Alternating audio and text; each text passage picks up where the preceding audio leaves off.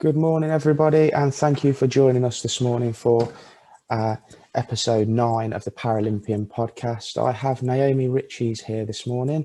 She is a Paralympian rower, and she's going to be speaking with us today and discussing all things rowing and sport.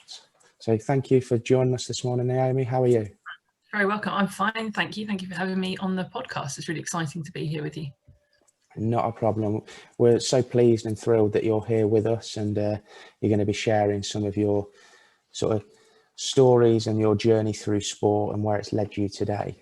So I'm going to start off this morning's podcast just by asking you to sort of give a brief introduction around, your background in rowing before we sort of get into the finer details as such.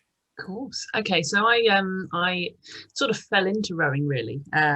It found me, let's say in 2004, because it was Great Britain had a load of guys with disabilities, and they didn't have any girls. And the international governing body, FISA, decided that it had to be a mixed crew of guys and girls. And I got a phone call from a guy called Simon Goody, who said, "I hear you sort of know, or you quite like rowing, you've tried it a bit, and you can't see very well, you're a girl and you're quite tall, in which case you fit the bill, and we'd like you to come and trial for the GB team." So I did that in 2004, and then 4 months later went to my first World Championships, which was a little bit insane, a bit of a steep learning curve. Then in 2005 we became a Paralympic sport that was going to debut at the Beijing Games. So over the course of the years, we went to Beijing, came back with a bronze medal, lovely shiny gold medal at London 2012. And then between that, I won 6 world golds and a world silver, and all in the mixed coxed 4. So 4 athletes, 4 rowers, 2 guys, 2 girls, mixed disabilities that still allow us to use our legs, our trunk and our arms. And then we have a cox as well, who does the steering and the calling for the race plan. So that's the boat category I was in. Wow, that's incredible. And to become an elite level rower in such a short period of time, that's a massive credit to you. There's obviously some very good genetics and talent there to begin with. Well, partly it was a very new sport, and we were all pretty novice-y, and as the sport gathered in momentum, as the standard went up. I mean, the athletes that we were in 2004 were unrecognizable from those who went to Beijing, in terms of our ability and our strength and our power and our sort of our technique and all that kind of stuff. So, and then again, there was a huge leap between 2008 and 2012. So the sport was really, and as many people that have had any experience in Paralympic sport, the speed at which the sport develops and improves and increases in, its momentum as it goes. It's a really exciting world to be in, really. I can imagine it was an incredible experience. So I just want to sort of take you back very much to your early years. So, from some of my research, you were born in Hammersmith and you grew up in Harrow, which obviously isn't too far from the Thames as such. No, not too far. What I'd like you to do, please, is just sort of explain and tell our audience what your earliest memories from participating in sport were. Did you participate in any sports early on, or? So I've got 2 sorts of memories for that. I've got the good ones, which are the sports that I did outside school. I was a very keen swimmer, and I'd be happily, doing archery with my dad on a weekend, and any chance I got, I'd do outward bounds, rock climbing and all that kind of thing. I loved that. So those are all really positive memories. But then there are some much more negative memories from school, because I was in mainstream school with a visual impairment, which was hard. In the 80s and 90s, the integration of people with disabilities into mainstream school was not particularly smooth and not particularly well done. And I have memories such as being made to play rounders, which I struggle with anyway, partly because of my eyesight, I can't judge speeds and distances and things moving towards me. Made to play rounders with a size 4 football and a tennis racket because I couldn't use the rounders ball and the rounders bat.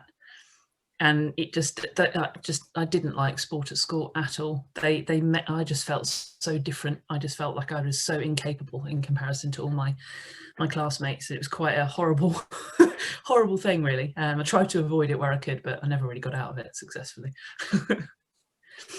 There's many visually impaired people, I think, have sort of had the same fate, and a lot of that has been down to, I suppose, the lack of knowledge and understanding around disability sport. I think today it is getting a lot better, which is great, and there's certainly more opportunities. But you mentioned there, obviously, around going to do activities and sports with your father. So obviously, those times obviously were much more enjoyable than the times at school. Absolutely, yeah, for sure. And that's what sport's about, really. If you enjoy it, you'll continue to go back, and that enjoyment, I suppose, has led to where you are today, which is very pleasing. And I'm glad that you stuck with it, and so you've had a very successful career. So you mentioned there that you were involved in swimming, rock climbing, and different sports, but how did that transition sort of enable you to develop into a competitive rower? It's a hard one. I think, well, I went away to Worcester College. It was RNIB New College in Worcester for my A levels, and they were very, very keen on everyone to do sporting activities and be very physically active, which was wonderful. So I'd kind of stopped the swimming when I left school. Maybe did a bit at Worcester, but not a huge amount. And the thing that intrigued me was the rowing machine, the couple of rowing machines that we had in a kind of an outdoor shed type thing at Worcester College, and just gave it a go and quite enjoyed it. But then I went off to university. I was at university in High Wycombe, Bucks New Uni, and they didn't have a rowing squad or anything like that. I went to Marlow Rowing Club. I remember this in 2002, I think, and I said, I really want to learn to row, and they said, oh, sorry, we don't do learn to row courses at the moment. So I just left it alone. I thought, oh well, that's my, I'm not gonna bother doing that. And I just went and was a very unhealthy student for a couple of years until I got that phone call from Simon in 2004, and it was the one sport that I'd always be interested in, the one sport that, as a family, me and my mum and my dad would always sit down to watch the rowing in the Olympics. So that was the one sport that had always kind of held my attention. It just happened. I really do believe in fate, because of all the people to phone me up, it was a rowing coach that said, do you want to try out? So yeah, it was just it was a series of very lucky accidents, I think, and for which I am forever grateful. But yeah, it was an interesting journey. But I've always been active. Ask my mum, could never sit me still for very long. I'd always be up and about doing something, keeping myself physically active and involved in something. Just a very physical kid that wanted to be moving and not sitting still. So it was fine for me. I was happy to jump in a boat and give it a go and see what happened, and the rest is history, I guess. That's incredible. And I was just about to say, it seems like it was fate that you were destined to become a rower. Yeah. And then you mentioned it there. So, for those that are listening, rowing is a very physically demanding sport. And like you, I would always watch Sir Steve Redgrave and James Cracknell, during the Olympics. And I do recall watching a BBC documentary called Gold Fever, and it was based around their sort of journey towards achieving a gold medal at the Olympic Games. I remember that some of the training sessions look very grueling. Yeah. So could you please explain to our audience a little bit around sort of what your daily training regime was, nutrition, the actual physical sessions, recovery, etc.? Sure. So rowing, when you row full time, it is more of a lifestyle than a job. You don't just leave it alone when you leave the gym at the end of the day. And the season, which starts in September and ends in August, is kind of broken into different phases. Now, in the winter, you're going to do a lot more volume. There are going to be a lot more miles, a lot more kilometers, a lot more hours, just to get that base fitness stronger. And then as you move towards racing season, so from sort of March, April onwards, you start to sharpen things up, and sessions might become shorter, and they might be more based around racing and racing over a shorter distance. Winter races for rowers are long. They're 5-6 kilometre races. called head races. And then in the summer, things get shorter and sharper, 1 kilometre, 2 kilometre races. What we used to do during the winter, we'd train 6 days a week, sometimes 7. But the seventh session or the seventh day would be a lighter, just keep your body moving, but don't actually, to make sure you don't tighten up. But it would just be a lot of, 150 to 200 kilometers in a week, mixture of rowing machine and on the water, preferably on the water the majority of the time. We do 3 weight sessions and Pilates sessions a week.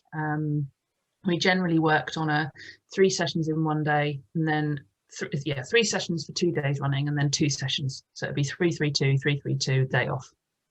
Then in the summer, again, we'd probably have 1 day off a week because of the training being slightly different. And it would, as I said, sharpen up and shorten up the sessions. But you'd always want to keep that big sort of base level of fitness. So there'd be a good few long sessions in each week. We'd sit on the rowing machine and do something like 18 kilometers broken into 3 6s with 2 minutes rest in between each 6K and stuff like that. So it was quite intense. And rowing, technically, really, it's just leg press repeated a lot of times. It's actually not the most I've got to have a very good playlist, put it that way, or be listening to a very good talking book to get you through those long ergos. I can imagine it's very difficult, which sort of takes me on to my next question, whereas how did you manage to keep yourself motivated during those really tough and painful sessions? Because a lot of the time it is a mind over matter thing. And was there a particular thing that you always focused on, or? It's hard, really. I think one of the things was making my family proud, and just because that feeling when you cross the finish line first, or you achieve that personal best, or you lift the weight that you've been trying to lift for a few weeks and you finally get it there, or those little wins throughout the year are enough to sort of pull you through, because then you get onto the start line of the World Championships or the Paralympics, and it all then comes together.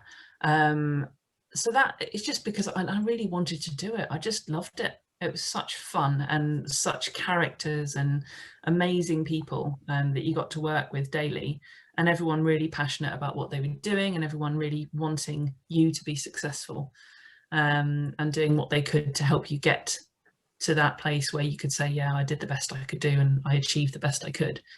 So yeah, it was partly wanting to make my family proud, and partly just because I just wanted to cross the finish line first.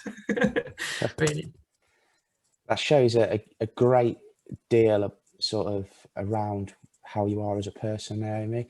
You've definitely got that drive to succeed and, push through any obstacles. Just before I move on to some more of my questions that we've had submitted, I'd like to open up the podcast to some of our listeners here on Zoom to see if they have any questions. So if anyone does have a question for Naomi, you could please unmute yourself and openly ask your question.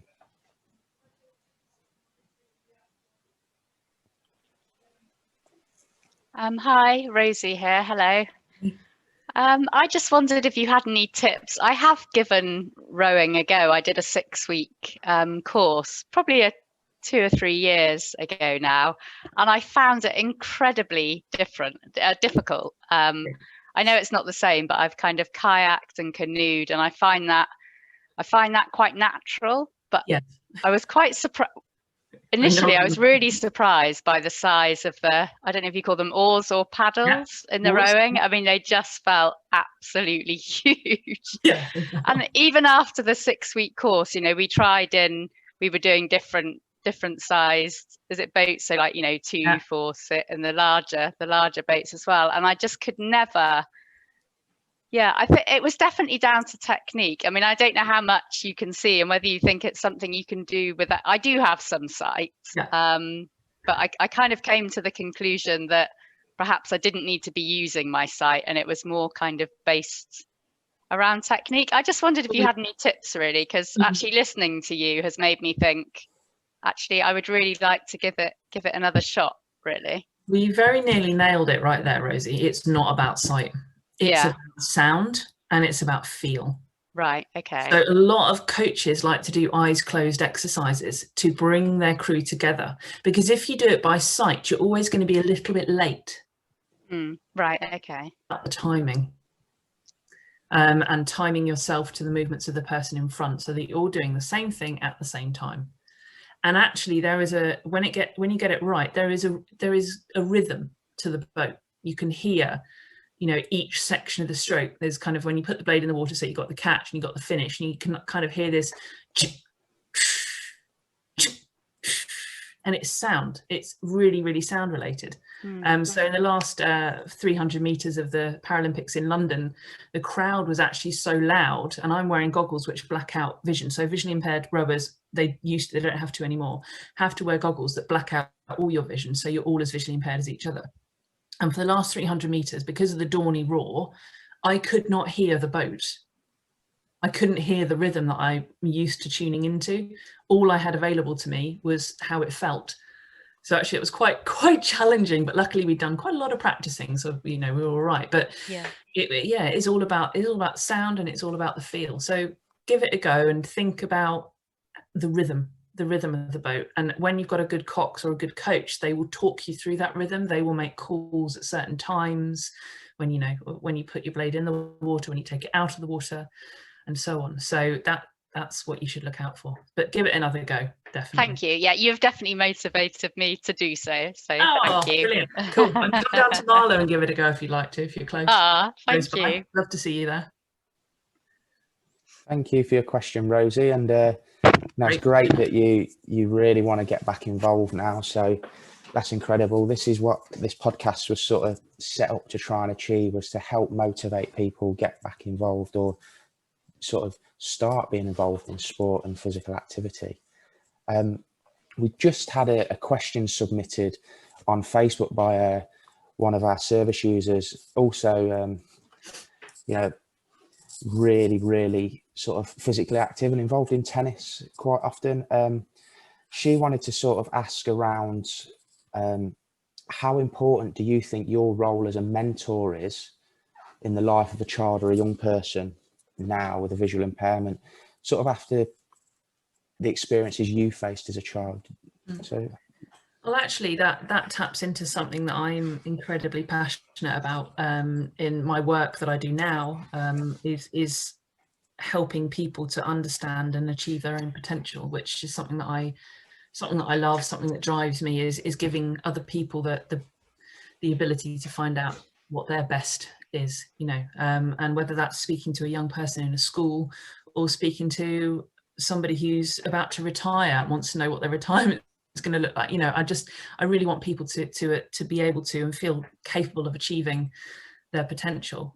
So yeah, being a mentor, or speaking to a youngster and helping them have that little bit of belief in themselves that maybe they haven't found yet is really important, and something that really floats my boat, so to speak. I really enjoy being part of doing that, and that's why now I'm a motivational speaker. I'm heading into the sort of life coaching side of things, because empowering, enabling individuals or teams or people or organizations is just a huge part of what I want to do. Really drives me. That's incredible, and it's very motivating to hear that. Particularly a lot of young athletes, from my experience, aren't aware of how important education is, and developing their careers ready for those sort of years following from professional sport. So, I mean, would you agree that that education is so important in young people's development, and those that are a little bit older as well? Absolutely, education in every way, be that what you go through at school in terms of education, but educating about life, having life experiences that you can draw on, that you can learn from.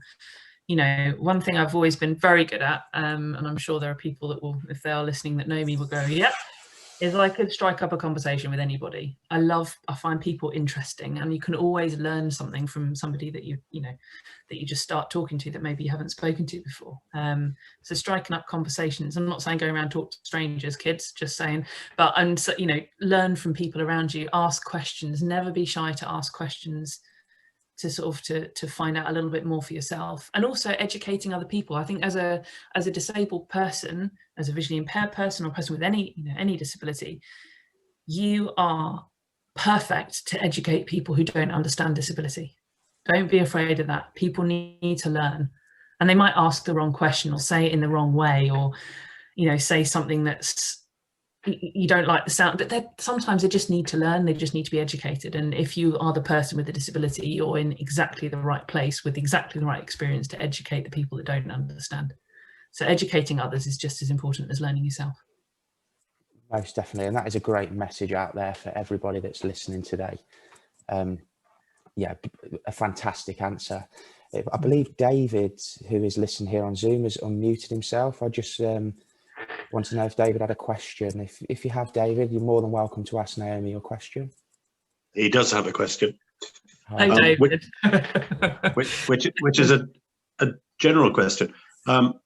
Many people will be familiar with the Paralympic movement and will have seen people making fantastic strides in their sport. I think for this particular audience, those people might find it curious that it's possible to get out on the water and navigate safely as a seriously visually impaired rower or sculler. And I just wondered if you might like to explain how that's achieved.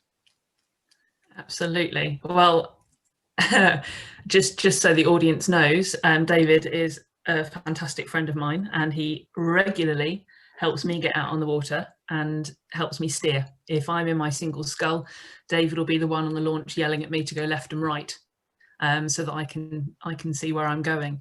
And that's one of the many ways that you can get out on the water. With rowing, you're going backwards anyway, so you generally have to look over your shoulder if you are steering yourself. So that's why I have wonderful people like David helping me out. But also, you're in a crew with, I often get in a crew with somebody who's fully sighted, who knows the river well enough to be able to steer. But a visual impairment is definitely not a reason to say I can't go out and you know, get in a boat on my own and do that, because there are always people that are willing to help.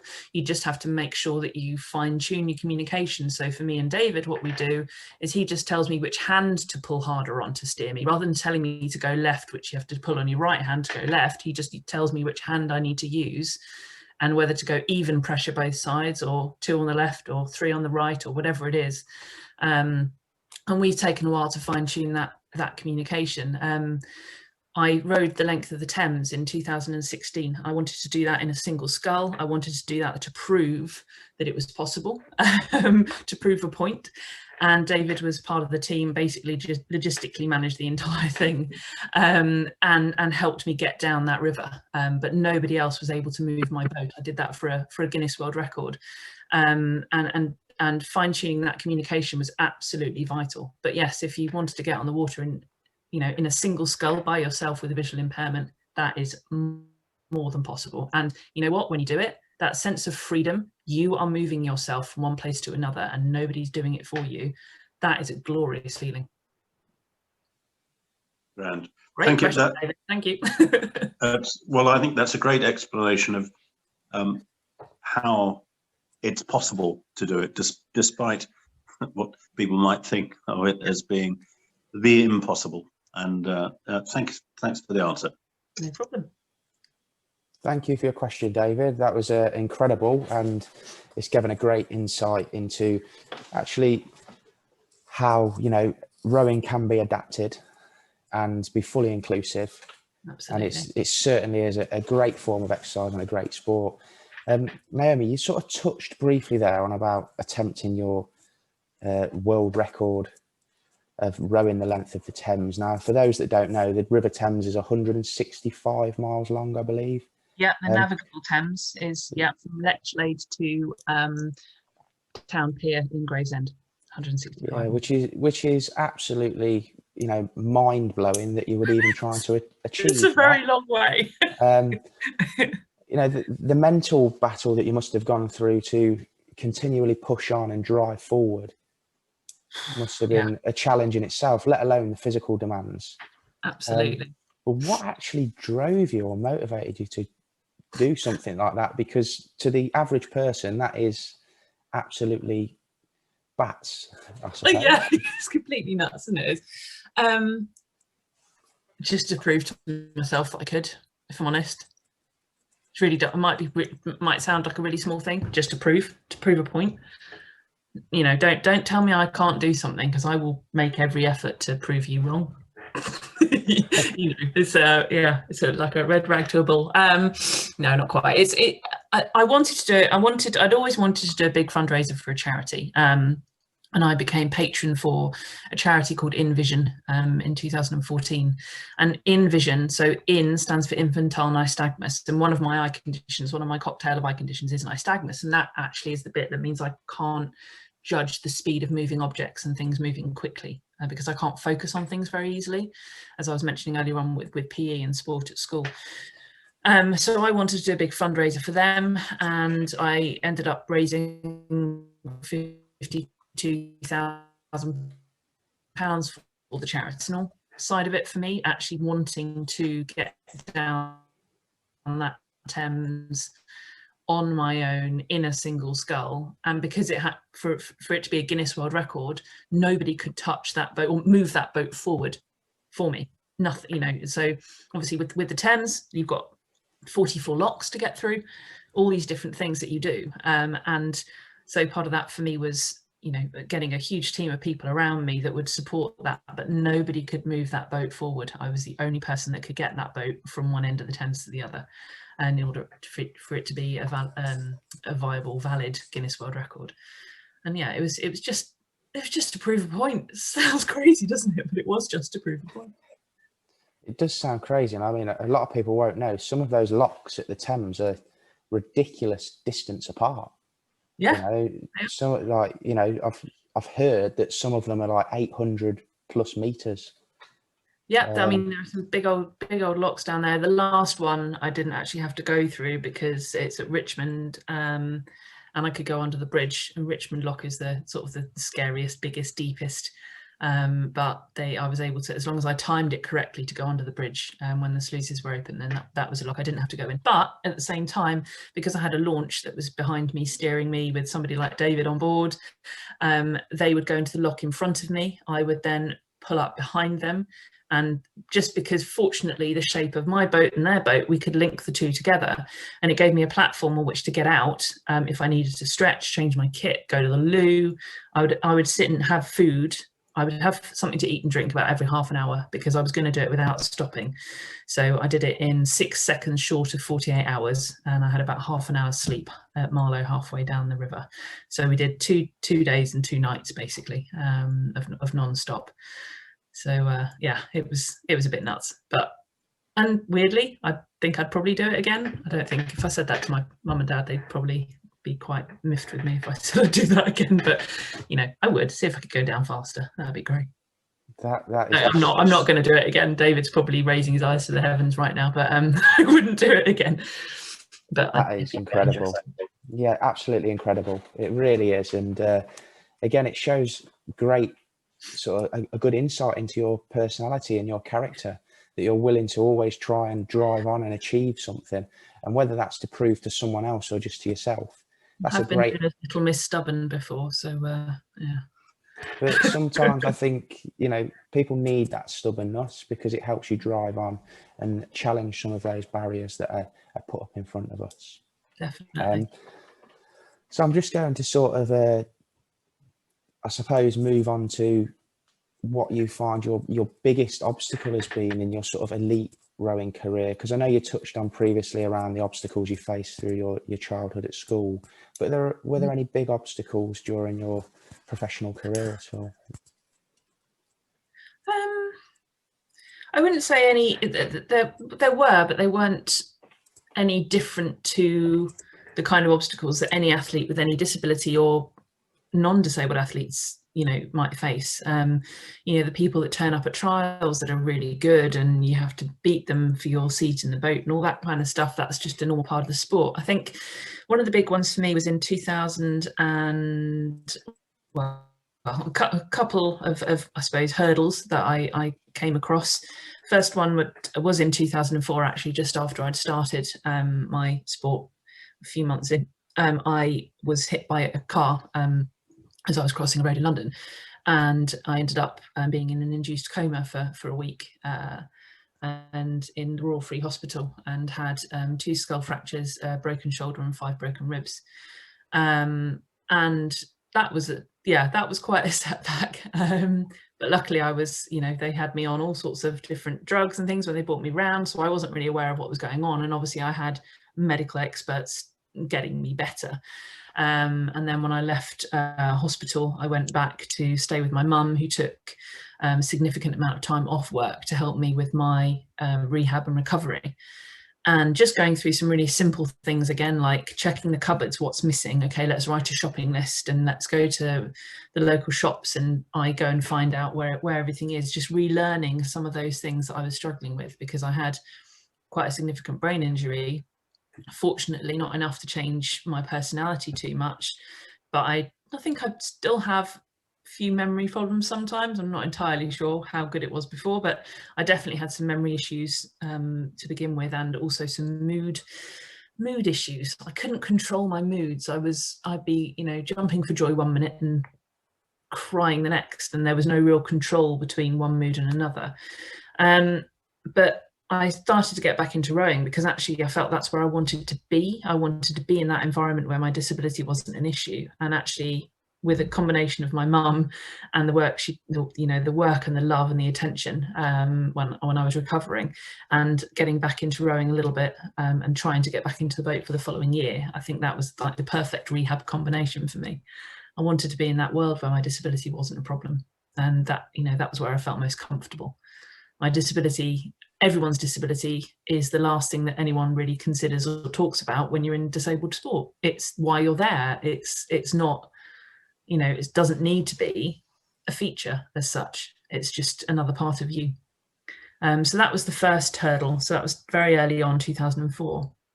And then 2010, a girl turned up at training for trials, and she was a phenomenal athlete, and she scared the living daylights out of me, because I thought, I can't, how can I beat her? She's incredible. There is, this is 2 years out from London 2012. I want to go to London. She's just turned up, same disability as me. We can't row together because we both have the same level, in sport, in visually impaired sport, we're both B3, and you weren't allowed two B3s in the boat. So it was either me or her, and I was totally overwhelmed with just how brilliant she was, and she did actually beat me to a seat for the New Zealand Boat World Championships in New Zealand in 2010, and I had to go away from the main training centre, away from GB rowing, and I had to train at Marlow Rowing Club again, and they were just fantastic. I got some coaching from one particular coach there called John Gill, and he gave me a few hours of his time a week, and I had a skeleton program that I had to do.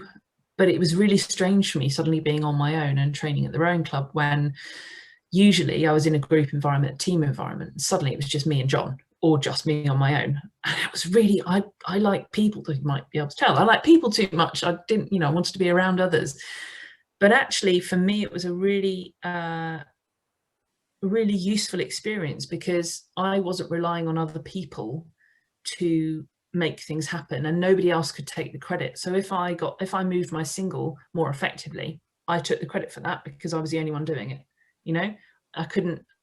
What I did was just, it was obvious in the numbers that I was getting lighter on the scales. I was lifting heavier weights. I was stronger. I was becoming a really good athlete on my own, without anybody else being able to take the credit for what I did well. But at the same time, if it went wrong, it was entirely my fault.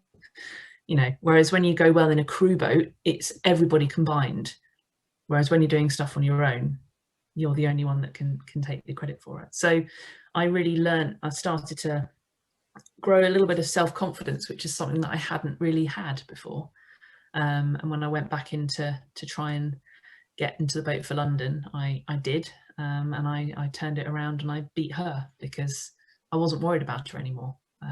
I knew I was good on my own, all because I'd gone away and I'd trained without everyone else around me. So those are the kind of the two blips, I'd say, or the two barriers, or the two hurdles that I had to overcome. But the ones that I learned the most from, and really, I'm sort of proudest of beating her for the seat in 2012, because actually for me that was a really important personal journey. That little bit. It's incredible and so inspiring. Very long answer, sorry. No, it's absolutely fine. It just goes to show that hard work does always pay off. And then at the same time, it's also shown that sport is a great tool for any person, regardless if they are, having a participate in non-disability sport or disability sport, that it can develop personal and social skills. Absolutely. You touched on some of the lessons that you learned, which was your increasing and growing in your own confidence. But what other skills and opportunities do you think sport presented to yourself? I think one of the big ones, and I think you get this in business, you get this in any world, but sport it's a high pressured environment an awful lot of the time, and you have to be able to work with a variety of people with different personalities and different strengths and different job titles. And so even if you're an individual athlete, you've got a team around you of physios, psychologists, coaches, nutritionists, all these things. And so obviously when you're in a crew or a team sport, and our squad was actually quite small, and we had all the different boat classes, we'd all work together. So we had probably at maximum sort of 15 people, and that included coaches and things. When we were, almost zooming in for our world championships or whatever, we had physiologist, psychologist, nutritionist, strength and conditioning coach, and 2 coaches, and the team manager. And then there were the athletes in the 4, the double, and 2 singles. And you've got to be able to work with all of those people and be able to be focused on your own goals as an individual athlete, but also your crew goals, but then also not disrupting what the other boats are doing so that they can achieve their potential. Is such an important life skill anyway, for anybody to learn. So I think communication was definitely one of the things that I learnt, I think, effectively over that time. Also time management, managing my time to be able to balance my degree alongside my rowing to begin with, and then also starting into the sort of motivational speaking side of things in 2008-ish, doing a bit of that, and just balancing everything in life so that you get the rest and recovery you need from your sport, but you're also able to do something that you're passionate about, maybe hobby wise. For me, it was making jewelry. I did a jewelry and silversmithing degree, which is just the kind of thing somebody with a visual impairment will do, because it's quite a challenge. I had a big magnifying glass. I love that. It was being creative, and being arty, which I always was as a kid. So balancing all that stuff and time management and preparation, making sure that you've got everything prepared that you need every day, that you're eating the right stuff, that you're giving yourself the right amount of sleep, all these things that you have to do. As I said right at the beginning, it's a lifestyle, it's not just a job. Everything you have to consider from the moment you wake up to the moment you go to bed. So I think sort of time management, goal setting, long-term and short-term, and communication are the 3 sort of major skills that and being able to perform under pressure, I suppose the major skills I felt I developed over that time. It's incredible. And when we talk about, employment and things, all those skills you've mentioned are what almost every employer is looking for. And people don't realise that, competing or just taking part in sport will develop those things, without even trying to, I suppose. So my next question. Why I love it when kids are getting involved. Sorry. No, carry on. It's absolutely fine. I was just going to say, I love it when youngsters, when school children are involved in sports that run after school, or run, we have a huge amount of juniors down at Marlow Rowing Club, and I think that's great because they're learning to balance their sport with their schoolwork, and that is just a really good lesson. Without them realizing it, they're doing everything, they're balancing, and maybe they're being told what to do, maybe a little bit by their parents, but that is a skill that they are starting to hone at a really early age, which is fantastic. So I'm always a real a real advocate of kids getting involved in sports or clubs of whatever sort. It might not be sport, might be chess, I don't know, but getting involved in something that isn't school to be able to learn to balance and be successful in both. Most definitely. Totally agree with that. My next question was sort of around things that inspired and motivated you, because most athletes do have a particular person or a particular goal which motivates them and inspires them to go on and achieve the things that they have. You know, we've touched briefly on some of the things that motivated you at particular times, but you know, overall, was there a particular thing that motivated you to continue to try and achieve? Yeah, so that's a tricky one, because there definitely was, and it's taken me a long time to figure it out. And I think maybe at the time I wasn't 100% sure. And there are always people that you look at and you think, I admire them and I aspire to be like them.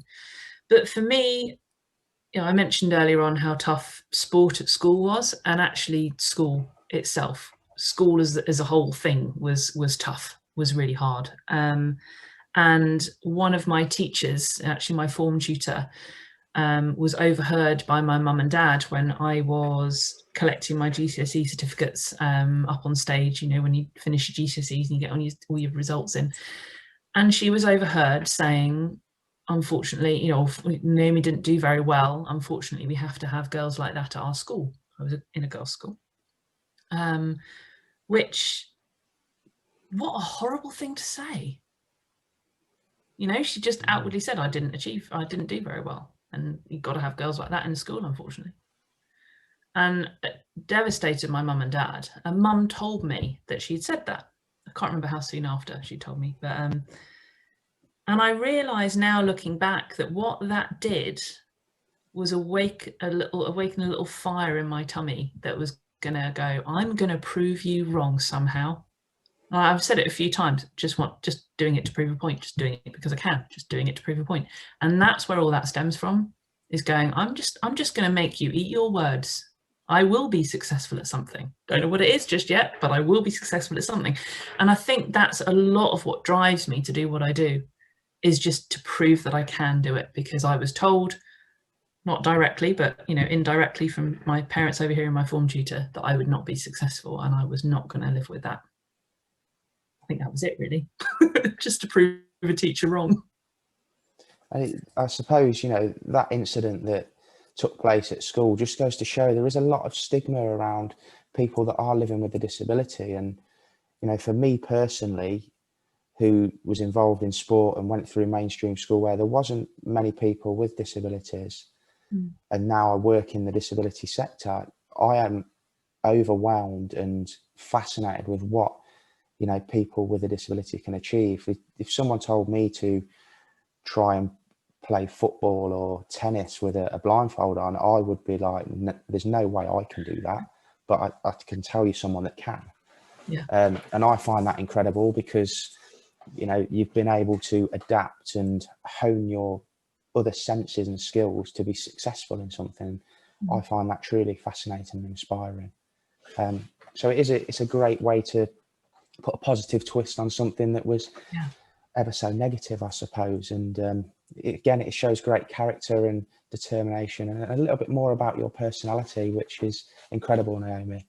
Thank you. And I always get asked, so just to preempt the question, if you met your form tutor again, what would you say?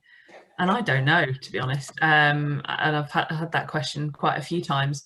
But I've spoken to my mum about it, and she moved a few years ago, nearer to me, my mum. But when she used to shop in the same shop as that form tutor, and my mum used to smile and say to me, it's funny how my trolley had a life of its own whenever I saw her. It kind of wanted to bash into the back of her legs, but I never did.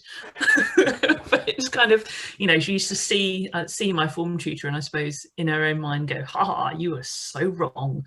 You know, but I never got a chance to speak to her, and I don't know where she is or how she is now. So it'd be interesting to know if she ever brought up that one of her pupils was a Paralympic gold medalist and world champion. Well, interestingly, I'm in touch with one of my teachers from school, and interestingly, they do mention me in assembly, but yet they have never asked me to go back and do a talk. Wow, that is a I am saying no more. yeah, Really interesting. very. I'm going back to my first school, and it's wonderful to go back there. My primary school, middle school. It's incredible, and that's you know, such a positive thing to do, because you are making it, you know, or you are a role model, in fact, to those young people at that school, and at that young age, it may open their eyes up to what the possibilities are and what life can actually present to them, which is great. Just before I finish off with some of my final questions, I wanted to provide another opportunity for our audience to ask any questions. So if anyone does have any, if you'd like to unmute yourself and ask Naomi, I'd be more than happy for you to.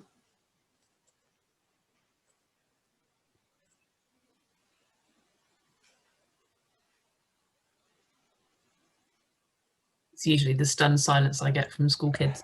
Got any questions? For those of you that are muted, if you are unsure how to unmute, you can just hold your space bar down and talk, and that will enable you to be able to ask Naomi questions. If you don't have any, that's absolutely fine. I'll continue with mine. But well, that's a useful trick. I didn't know that. I'm going to have to remember that for my future Zoom meetings. Thank you. Not a problem. So Naomi, you've yes, we can hear you, Rosie. Yeah, okay, that's a great trick as well, because I didn't know that either. But yeah, I was just interested in what you do now, because you mentioned about your motivational speaking. Yeah, I was just interested to hear a bit more about it, really. Okay. So again, another great question, Rosie. Thank you. I was working for a company called Thomas International, who did psychometric profiling in the business world, also a little bit in sport and a little bit in education. But obviously this year has been an insane year for everybody worldwide. And there was a restructure at Thomas International, and they're moving in a direction that they're less people and more online, which is where they want to go. They want to become a more sort of data-driven organization. And I no longer work with them, but I've decided to work as a freelance or independent motivational speaker, and then going to develop that into sort of life coaching and employee well-being, and working with maybe organizations, maybe individuals to help people achieve their potential. So, but I'm going to start off, and I'm starting off very, very well, actually. It's turning out brilliantly with the motivational speaking, because at the moment, people want to start to think about, you know, controlling the controllables and emotional resilience, because this year's been really tough for everybody.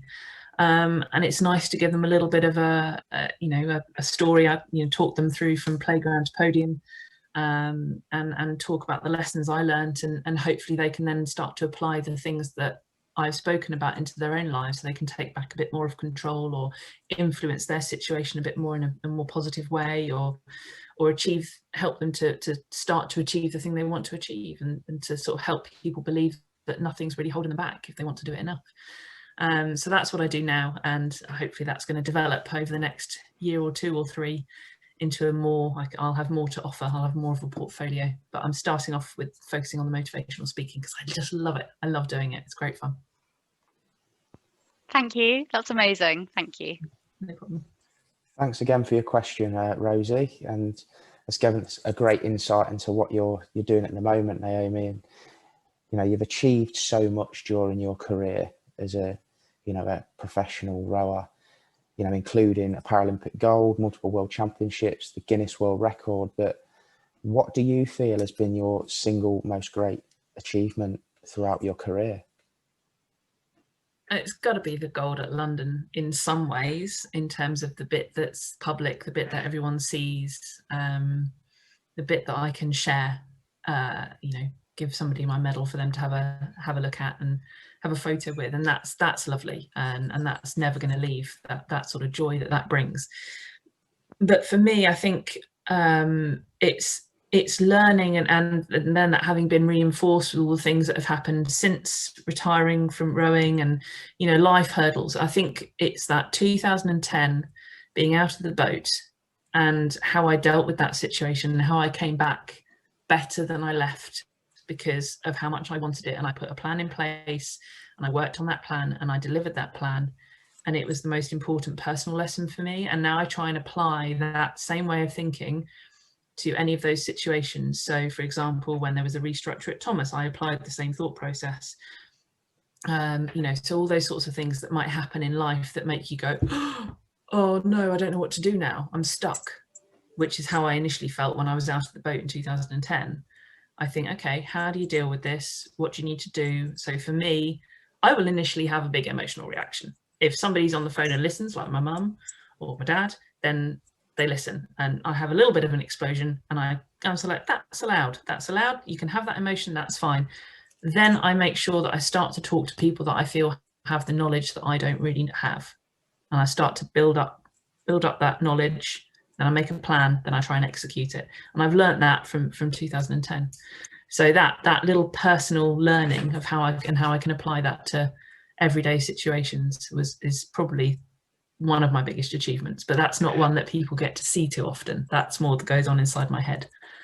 But the gold medal, if anyone wants a photo with it, I'm like, yeah, go for it. You know, put it on, wear it, feel it, enjoy it. It's nice to be able to share it.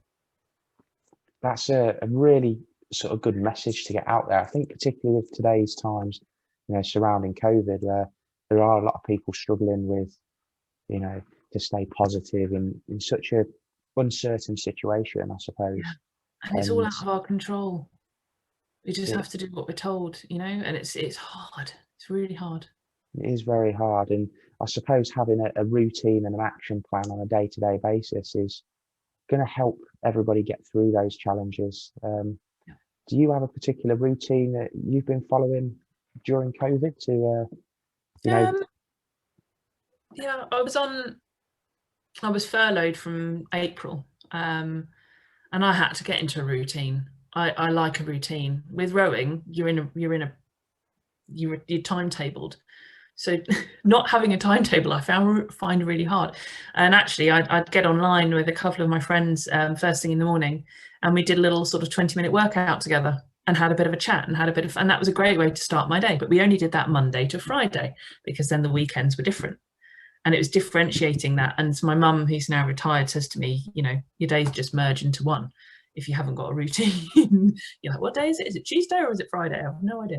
So I tried to differentiate and just get myself a little routine together. And, you know, on Thursdays, I always went for a walk with a friend at a social distance. We'd walk along the river together in the park. And, you know, various bits and bobs. Certain days had certain things. So getting that routine, getting yourself into a routine getting myself into routine was really important for lockdown. That's great. And I'd highly recommend everybody else, you know, tries to do the same thing. I know at times it is hard, but, you know, for me, and obviously as Naomi's just said, it's been really useful in actually, you know, having a bit of purpose in these challenging times. Even if you're just speaking to somebody, so you know that on a Monday, you're always going to speak to that person, and that's going to start your week off positively. And maybe, you know, something we did at work when I was still part of the team, we had what we called virtual bar. So on Fridays at 4:30, people would log on to a Zoom with a beer or a glass of wine in their hand, and we'd have a little virtual pub at the end of the week, and that would round up the week. So even when we were furloughed, we were allowed to do that because it's not work, it's just a social gathering.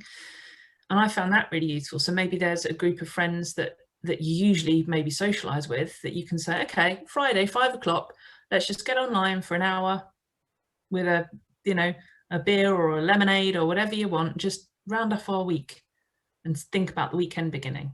You know, just little things like that I just found was so helpful to sort of structure that week effectively.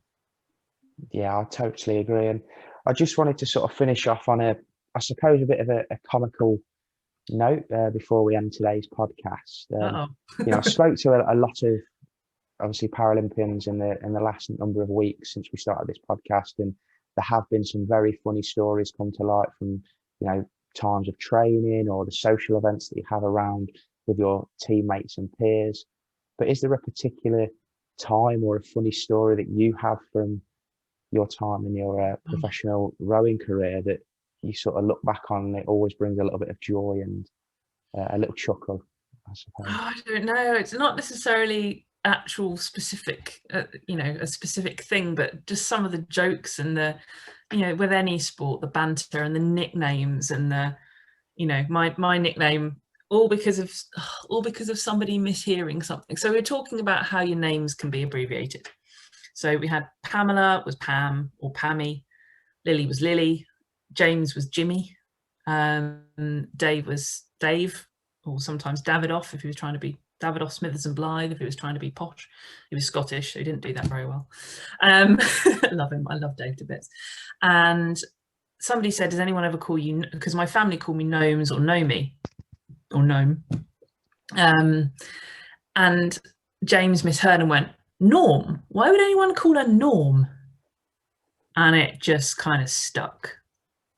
So if ever I did, you know, said something smart or vaguely logical, people go, ooh, Norman wisdom, you know, just be really, really daft. And it's like, it just stuck, and it's still stuck. And even now it's been changed again. I've got friends that used to call me Nomi, heard about Norm, and now call me Normie.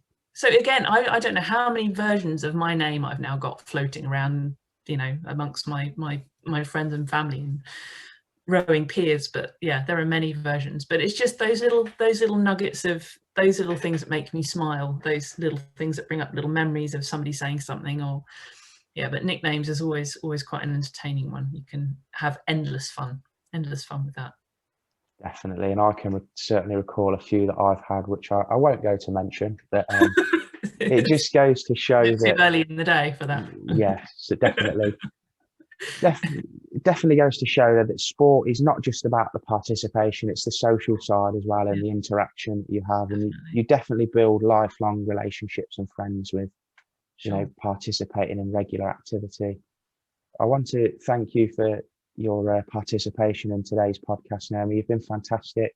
Your story is really inspiring, and you know, as Rosie mentioned earlier, you've inspired her to go on and try and take rowing back up. So I'm sure many others will do the same thing. So thank you very much.